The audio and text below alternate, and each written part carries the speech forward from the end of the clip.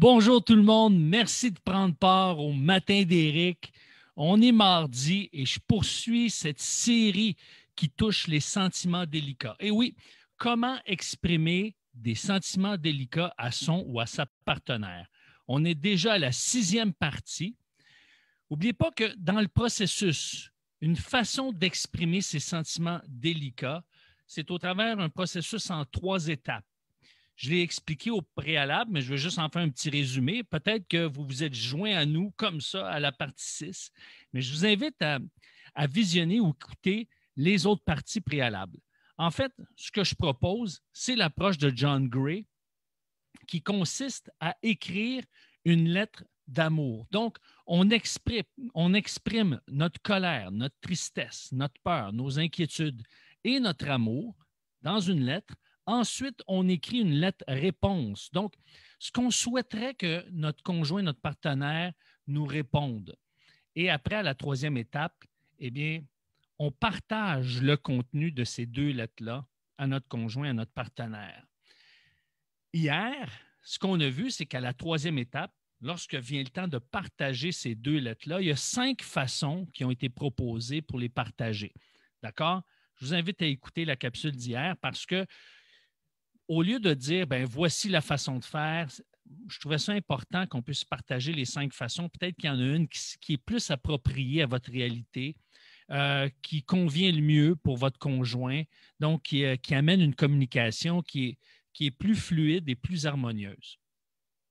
Aujourd'hui, ce qu'on va voir, pourquoi c'est important de partager notre lettre d'amour et notre lettre réponse à notre partenaire. Évidemment, on a glissé quelques allusions à cette importance, mais là, j'aimerais qu'on se concentre pour voir vraiment l'importance. Parce que il se peut que vous soyez tenté d'écrire la lettre d'amour pour vous vider le cœur et pour reconnecter avec vos émotions, reconnecter avec votre ressenti et passer d'un processus qui passe de la colère à la tristesse, à la peur, à l'inquiétude, jusqu'à l'amour.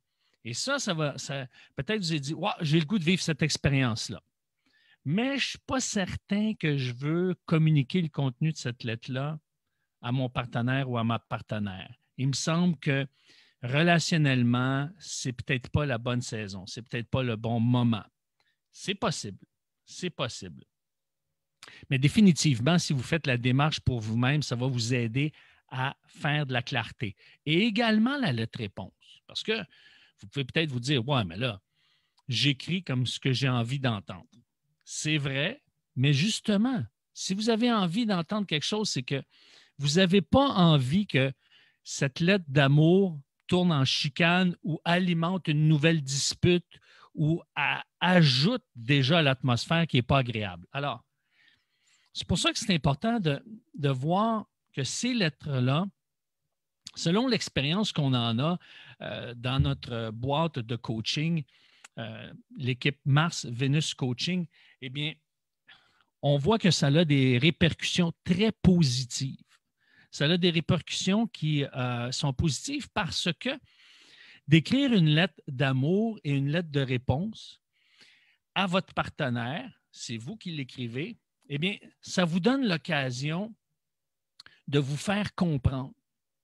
Votre partenaire risque de mieux comprendre ce que vous vivez, spécialement si vous êtes une femme. Si vous êtes une femme qui avait écrit une lettre d'amour et une lettre de réponse, mais ça va vous aider à mieux vous faire comprendre. Si vous êtes un homme, ça va vous aider à mieux vous faire accepter parce que les hommes recherchent un peu moins que les femmes à se faire comprendre. Les hommes, règle générale, on parle toujours de généralité au matin d'Éric, cherchent d'abord et avant tout à se sentir acceptés tels qu'ils sont. Donc, cette lettre d'amour et cette lettre de réponse, ça vous aide, ça vous donne l'occasion de vous faire comprendre. Ça vous donne l'occasion de vous sentir davantage accepté dans ce que vous vivez. Ça vous donne de bénéficier, en fait, de la compréhension que vous avez besoin et de vous sentir accepté comme vous en avez besoin. Ça vous donne aussi l'occasion de communiquer, évidemment, vos sentiments et ça vous permet de bénéficier de ce que vous avez le plus besoin. Parce que en écrivant cette lettre-là, c'est pas comme vous n'êtes pas dans la réaction immédiate. Vous avez un recul. Maintenant, ce n'est pas que vous êtes en train, quand vous écrivez cette lettre-là, l'idée, ce n'est pas de nuancer votre colère, nuancer votre tristesse, nuancer vos peurs, vos inquiétudes. Non, non, non. C'est de l'exprimer spontanément. Mais c'est pour ça qu'une des façons de présenter ces deux lettres, c'est de commencer par la lettre de réponse si vous sentez que, par exemple, votre partenaire est souvent sur la défensive. Alors, ça, c'est important. Mais c'était dans la capsule d'hier. D'écrire une lettre d'amour et une lettre de réponse, ça permet à votre conjoint ou votre conjointe de découvrir votre point de vue sans se sentir agressé. Parce que l'objectif, puisque la lettre d'amour, justement, on l'appelle comme ça, parce que même si elle présente vos états d'âme, ça finit par la connexion, par l'amour. Et la lettre de réponse, ça montre aussi ce à quoi vous attendez et ce que vous recherchez, dans le fond, c'est de reconnecter l'un avec l'autre. Évidemment, qu'est-ce qu'on veut avec une lettre d'amour et une lettre de réponse? On veut que ça puisse aider la relation de couple à progresser dans la bonne direction. Parce que oui, on peut empêcher des chicanes et des conflits en refoulant, en se taisant, en avalant. Tu sais, je ravale ma salive, je me tais, je dis rien, je laisse passer. Mais ça ne règle rien et au contraire, ça crée de la rancœur. Ça produit des malaises, puis ça produit après ça des comportements qui nous amènent à même plus comprendre pourquoi on réagit de cette façon-là, parce qu'on a tellement refoulé. Alors, ce qui est important aussi de comprendre, c'est que ça indique à votre partenaire ce qui est important pour vous, ce qui est important pour toi. Et le fait de l'écrire, ça t'amène à prendre conscience de ce qui est important pour toi puis de le communiquer à ton partenaire. Ça apprend aussi à ton amoureux ou ton amoureuse comment il ou elle peut t'apporter du soutien, le soutien que tu as besoin.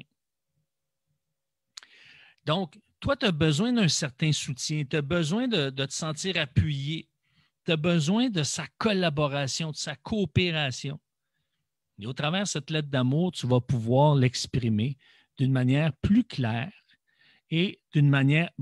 Et le résultat, c'est que ça va être moins menaçant. Ça aide aussi les couples à renouer un dialogue constructif. Donc, ça aide les couples à rétablir un dialogue constructif. C'est important qu'ils puissent avoir un dialogue. Donc, dialogue, ça veut dire deux. Donc, d'être les deux, de prendre part à cet échange et de prendre part à des échanges qui sont constructifs, qui visent à ce que tout le monde gagne. L'objectif, ce n'est pas de chacun plie un petit peu. Non, non. L'objectif, c'est que tout le monde gagne. C'est ça l'objectif. C'est à ça que ça sert l'intelligence genrée.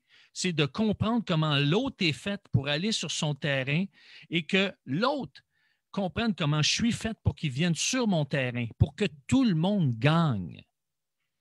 Et ça nous apprend, dernier point, à entendre mon partenaire ou ma partenaire exprimer ses sentiments négatifs sans que je me sente menacé.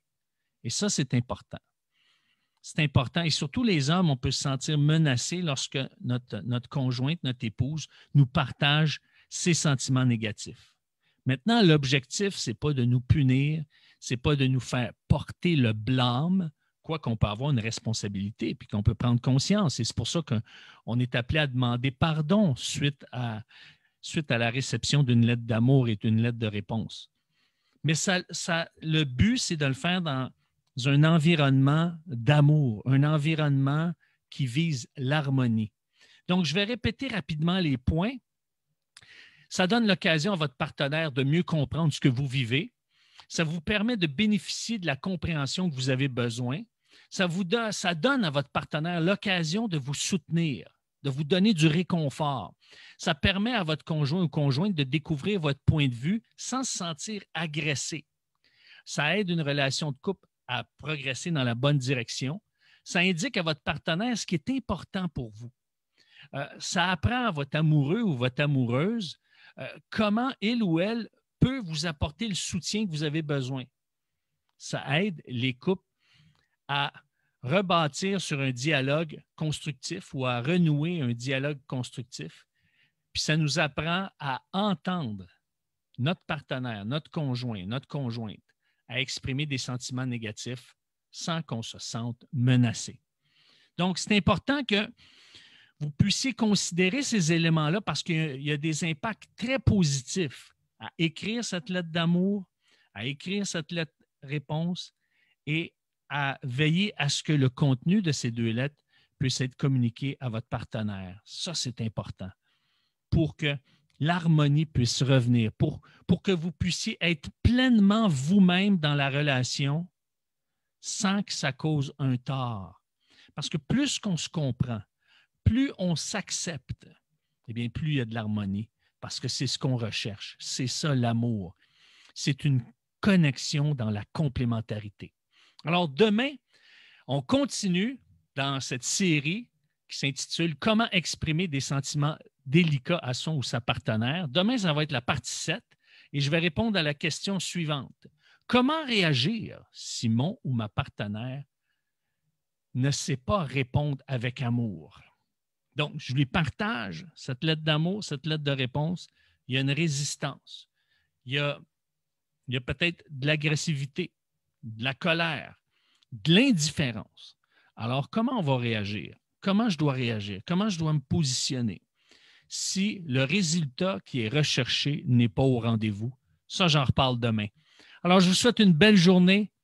N'oubliez pas de m'écrire si vous avez des questions, des commentaires, si vous avez besoin d'être soutenu. Eh bien, je suis là. Vous m'écrivez. Passez par Messenger et puis à ce moment-là, je vais tenter de vous aider du mieux que je peux. Et savez-vous quoi? Mon désir, c'est que l'intelligence genrée puisse contribuer à l'amour et à l'harmonie dans votre relation amoureuse, dans votre relation de couple. C'est ce que je vous souhaite. C'est mon plus grand désir. Sur ce, bon mardi, on se revoit demain en mode Facebook en direct, autour de 7h15 au Québec, 13h15 en France. Merci, bonne journée, au revoir.